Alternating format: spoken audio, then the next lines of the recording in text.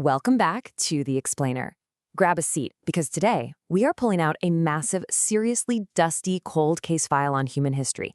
I'm taking on the role of your lead investigator, and we're looking into those absolutely inexplicable moments in antiquity where brilliant, thriving civilizations just seem to rise out of nowhere and then vanish without a trace. From deep underwater anomalies to these wild, out-of-place desert monuments, the truth is buried out there. And hey, it's our job to dig it up. All right, let's just quickly run through today's briefing so we know exactly what we're looking at. We'll start with the briefing, move to crime scene sunken worlds, then crime scene desert anomalies. After that, we'll crack open the Atlantis dossier, weigh the theories in, human or alien, and finally wrap up with case status open. Section 1. The briefing. Uncovering the past is literally the ultimate mystery. We are opening the dossier on the scattered, and frankly often submerged, fragments of our history. And that brings us to the central question of our whole investigation today. Think about it. Why do these massive, powerful empires just disappear, leaving us with nothing but scattered stones and cryptic myths? For this explainer, we really have to treat every single archaeological site we look at as an active crime scene, just waiting for answers. Okay, Section 2, Crime Scene, Sunken Worlds. Let's head to our first set of incidents, which happen to be sitting right at the bottom of the ocean. The sea is notoriously good at hiding its secrets, but modern tech is finally letting us pull back that watery curtain. So how do we actually investigate a submerged crime scene? Well, our forensic teams use the mind-blowing tools. They use LiDAR, which basically shoots out thousands of lasers to map the terrain, and photogrammetry to essentially digitally drain the ocean. It's like pulling the plug on a bathtub. They strip away the water, the sand, the kelp, and boom, it reveals these ancient 3D structures hiding right beneath the waves. Which leaves us to the first major controversy on our board, the Yonaguni Monument off the coast of Japan. We basically have a split file here. On one hand, mainstream geologists look at this and argue it's purely natural, just sandstone fractured into these perfect steps by tectonic stress and ocean currents. But on the flip side, alternative historians look at the exact same evidence and see the remains of a massive artificial castle, like a temple built by a lost civilization before the last ice age. Two totally different profiles for the exact same crime scene. Now, let's pin some hard facts to the corkboard. Take a look at the timeline of the Minoan collapse in the Mediterranean. Back in the 1500s BC, these guys were a thriving, wealthy culture. And then the nearby island of Santorini erupted with just unimaginable force. Days later, massive 30-foot tsunamis completely wiped out their coastal ports. In the years that followed, this huge ash cloud actually cooled the earth and caused severe crop failures. It is your textbook case of a natural disaster utterly erasing an entire civilization. And that brings us to the evidence found at Pavlo-Petri, right off the coast of Greece.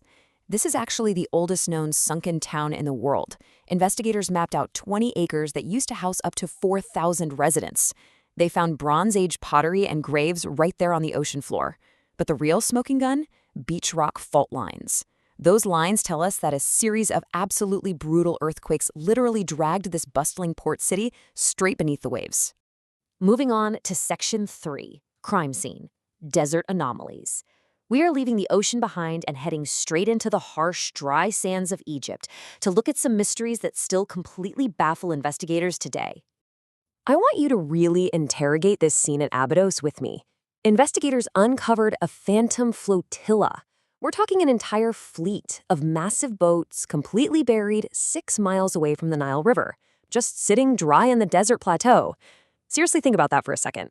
How? And more importantly, why are giant water vessels buried in the middle of a blazing, arid desert?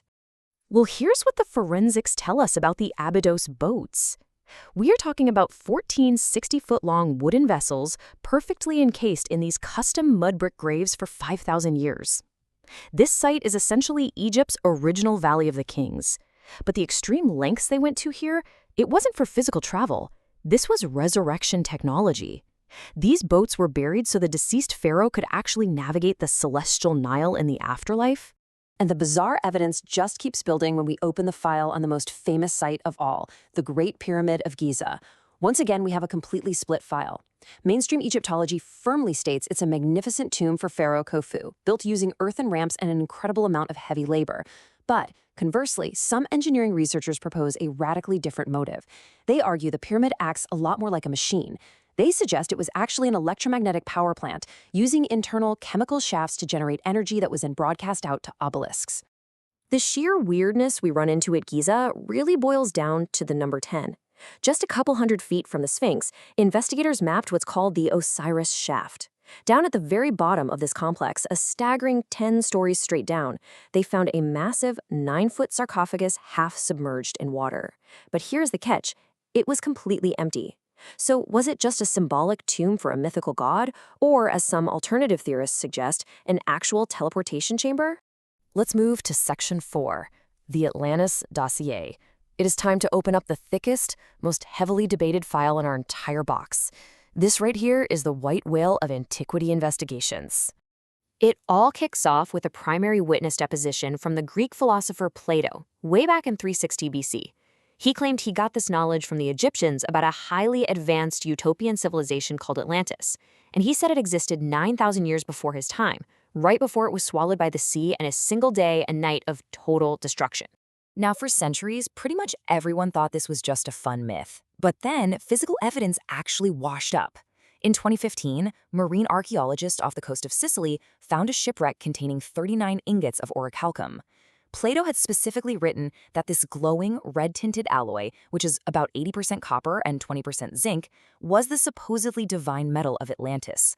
Finding the actual metal in a real shipwreck, it suddenly makes this cold case red hot. So, the most crucial part of any investigation is cross-referencing your witness statements, right? When we look globally, Plato is definitely not the only one testifying. The Hopi tribe talks about a third world destroyed by water due to human greed. The Aztecs speak of Aztlan, an island capital built by a god.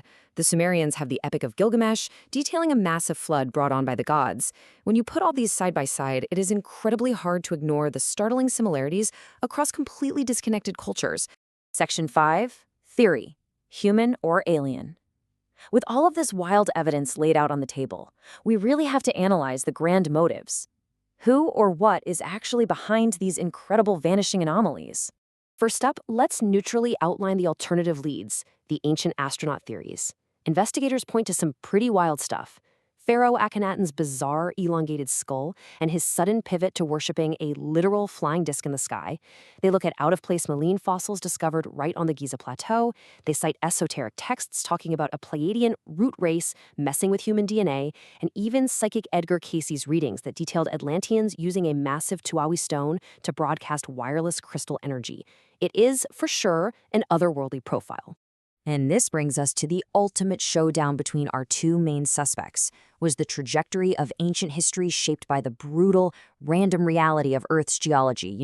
Tectonic shifts, massive tsunamis, rising seas that just ruthlessly washed away coastal empires. Or was it the result of advanced intervention? Whether that means humans misusing highly advanced crystal technology or extraterrestrial gods deliberately sending a flood to wipe the board clean and start over. Finally, Section 6, Case Status, Open. As we start packing up these files for today, we have to acknowledge that this investigation is far from over. I want to read you a chilling final statement pulled straight from the research records of the Edgar Cayce Foundation. It says, "It seems as if history repeats itself, and it may be that at this moment we are exactly in the same situation that the citizens of Atlantis were in. It is a stark, heavy reminder of the cyclical nature of destruction." To sum it all up, whether you're looking at the earthquake-shattered streets of Pavlopetri, the mysterious, perfectly sealed boats of Abydos, or the towering mathematical perfection of Giza, human history remains an extremely active crime scene. The evidence we've covered today points in wildly different directions, from purely earthly forces to ancient aliens. We just lay out the case file. The final verdict is completely up to you. And I'll leave you with this one last provocative thought. Right now, modern coastal cities all around the world are facing encroaching waters. As our own oceans continue to rise today, are we just repeating the cycle? Are we destined to become the very next cold case file, just waiting to be discovered by some future investigators thousands of years from now? Keep digging, keep questioning everything, and I will see you in the next explainer.